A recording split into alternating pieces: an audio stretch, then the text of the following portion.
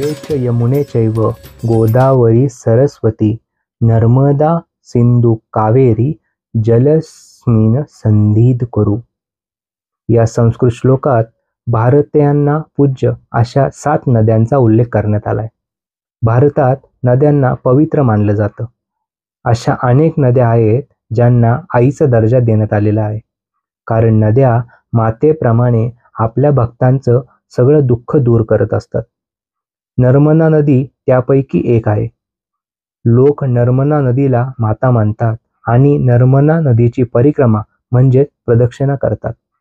नर्मदा नदीची परिक्रमा ही धार्मिक यात्रा आहे जी पायी केली जाते, पण आजकाल नर्मदा परिक्रमा बस आणि ट्रेनने सुद्धा केली जाते। ज्यांनी नर्मदा परिक्रमा पूर्ण केली त्यांनी आपल्या आयुष्यातलं सगळ्यात मोठं कार्य केलं असं म्हणतात। म्हणूनच शास्त्रानुसार नर्मदेची प्रदक्षिणा अत्यंत महत्त्वाची आहे। नर्मदा नदी ही हिंदू धर्मातील पवित्र नदी आहे आणि भगवान शिवाची तिचं नातं आहे।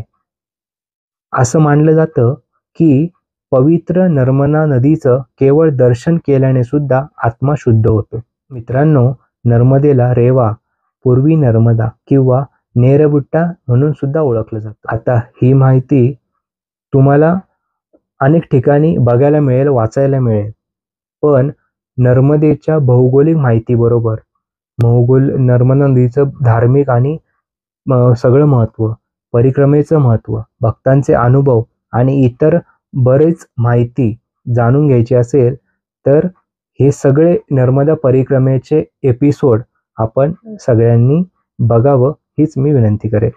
तर नमस्कार, मी सागर शिंदे। आपण पाहतात सागर शिंदे टॉक। व्हिडिओला लाईक करा, चॅनलला सबस्क्राईब करा आणि बेल आयकॉन दाबायला विसरू नका।